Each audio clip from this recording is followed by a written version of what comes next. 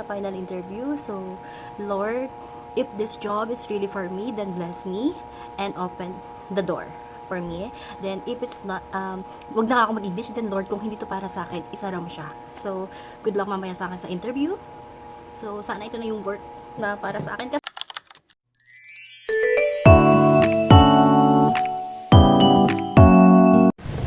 Okay, so day in my life as an unemployed K-pop fangirl. Oh my gosh.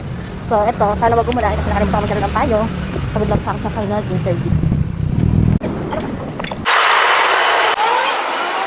Dito na tayo sa MOA. So, medyo kinakabahan ng person at baka maligaw tayo dahil hindi ko alam kung saan dito yung Tokyo Matcha. Matcha Tokyo, so let's go. Wala, ito na, nakita ko na yung Matcha Tokyo. Wait lang, kinakabahan ako. Nakatapos lang ng aking final interview. Diba, ang bilis. So, feeling ko parang hindi na naman tanggap ang person. Like, oh my gosh, naiyak ako. Kasi nga gusto ko na magkaroon ng work this month para kahit paano makaipon na ako sa concert ng ENHYPEN. So, syempre, hindi lang sa makaipon. Para din kahit paano, kapag nakapag-start na ako ng work, makakapag-start na rin ako makapag-ipon at bayad ng mga utang. So, medyo kinakabahan ako kanina sa interview kasi parang ang sungit ng aming manager. Parang na naman, syempre, don't judge the book by its cover. Pero, yeah, parang ako maiiyak kasi na-trauma na ako last time sa final interview ko sa, New Era.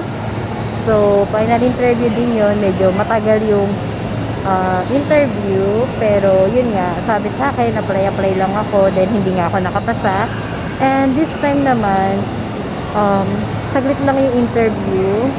So, feeling ko parang naboring siya sa akin kasi kinakabahan ako English kasi nga ni, pero kinakabahan ako. Pero pag ako lang mag-isa, hindi ko siya kausap. Ang galing ko naman magsalita. Pero ngayon, ewan ko, na mental block ako like, ay, ewan ko. So, sabi niya naman sa akin, within the day. So, ngayon ko malalaman kung nakapasa ako or hindi. Pero, ayun nga, dala nung kabado ko sa last time na final interview. So, feeling ko bakit parang hindi ulit ako pasado. Oh my gosh, like, ang hirap mag-work. No, pang ilan na to. So, saan na naman ulit ako mag-a-apply. Diba?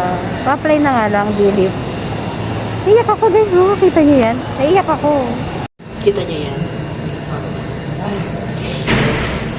Gosh, feeling ko na trauma na talaga ako sa final interview, guys. Like, gagagaling ko lang sa final interview sa Tokyo Matcha. So, sabi ko nga, God, kung para sa akin to, open the door, then, kung hindi para sa akin, close the door, then, wala, nagsarado siya.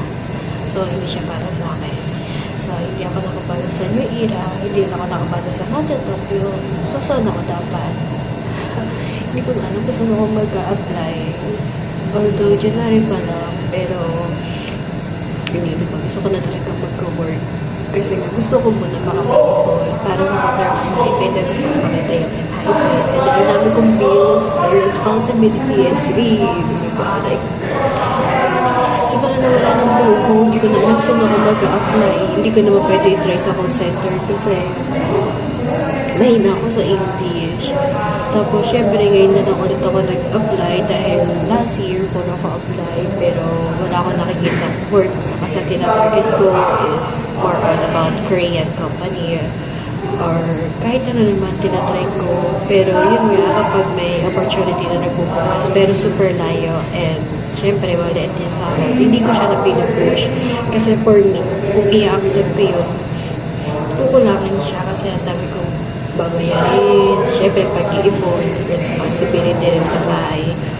Tapos ayun, hindi na naman ako nakapasa. So feeling ko, sa susunod na applyan ko, kapag may final interview ulit, feeling ko trauma na sa akin to. Oh my gosh, hindi nakakayak talaga. Ano ba yan? Believe pa, apply na nga lang, believe na as a bodyguard of ENHYPEN. Ayun na lang siguro yung work na para sa akin. Pero yun nga, kasi sa piling ko may stress na naman ako nito. Like, sa New Era, hindi ako nakapasa, final interview na. Tapos ngayon, sa Matcha Tokyo, hindi rin ako nakapasa, final interview na. Kasi guys, sobrang kabang-kaba talaga ako kanina. As in, nagka-practice naman ako simula kahapon. Okay naman, ganda-ganda na nga sinasabi ko. Tapos, pagdating doon, yung manager kasi, diba, mukhang So, kinabahan talaga ako.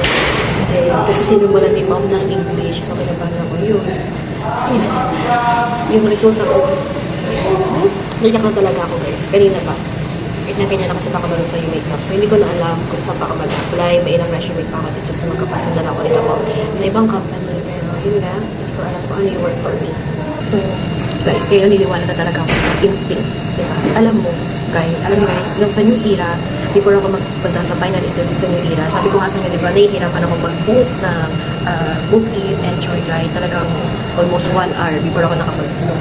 Tapos, noong time na yun, medyo tinatamad din ako gumising. Tapos, ganun ako yung kapag malakas yung pakiramdam ko na, parang ganun. So, parang hindi ako makakapasa. Kaya, eto, ganun na naman yung naramdaman ko ngayon dito sa final interview ko sa Matcha Tokyo. Like, hindi na pa ako makatulog. Parang ang tulog ko ata is around 5:50 and then nagising ako ng 6-7 p.m. kasi askasuy ko pa yung pamangkin ko sa school. Then, after nun, natulog ulit ako around 7:14. Then, nagising ako around 8:17. So, halos wala pa talaga akong gaano tulog. Pero sabi ko, ipupush ko pa rin to. Pero sabi ko nga, dapat mag-chat na ako doon sa HR namin na para scan na lang sana yung final interview ko. Pero sabi ko, hindi, sige, push ko na. And then, ayun, alam mo yung parang feeling na ayokong ituloy. Pero kailangan ko i-push kasi kailangan ko ng work.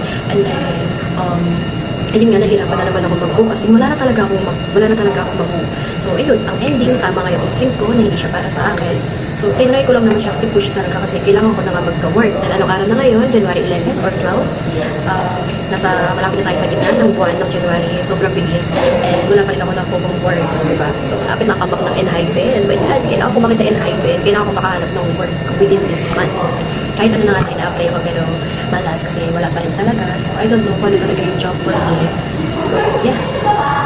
Hindi ko na alam talaga kung saan ako mag-apply. Like, sayang kasi guys, na kasi hindi naman lagi meron ako budget para sa pamasahe. Tapos malayo, yun nga, nagkapagpalabas ng CR today. Kasi nga, pili ko baka mamaya ako naglalakad-lakad ako, is maiyak ako. So, yun, nalulungkot ako, may stress ako. Kasi dami ko na iniisip na paano makahanap ng work, ano ba na papasukan ko, paano makakaipon, paano makabayad ng mga utang. Tapos, syempre gusto ko makita yung NHIPN. Kasi sinabi ko sa sarili ko na sana by January makahanap na ako ng work and may work na ako para makaipon na ako. Wala pa din. Like, ano ba talaga yung work for me? Kasi, sa associate, barista, nagkasarado, ano ba talaga yung work na para sa akin yun? Kasi hindi ko lang po, promise. Dinadaan ko na lang talaga sa pagiging delulo araw-araw ako sa NHIPN. Tapos, eto, wala pa rin makuha ang work. So, bahala na. Mag-a-apply ulit ako sa kung saan man pwede mag-apply dito sa MOA. Oh, bukas na. Wow! Wow! Wow! Hala, ang ganda. Wow! So, dito tayo ngayon sa MOA. Hala, parang bawal pa ata pumasok, pero papasok tayo. So, let's go. Ganda. Wow, sarado pa. Itong entrance ba dito? Ang ganda. Tapos may ganito pang tugtog. Oh! Ang ganda. So, a day in my life, ang live update sa aking final interview ay hindi nakapasa ang person. So, dito ko naisipan mag-vlog kasi wala ganang tao. So, yun nga, super stress pa ang person kasi pangalawang final interview na to, wala pa rin ako nakukuha work. Ayun. Air Asia, na para bang tinatawag na ako ng aeroplano para magpunta sa Korea. So yes, hindi ko talaga alam kung saan ako mag-a-apply. Sana sa susunod na pag-apply ako, 2 resume na lang yun dito. Sana meron ako makitang work and sana meron ako ma-apply. Dito na lang muna ako. Parang ganda rito, nakakatanggal ng stress, very relaxing, super ganda.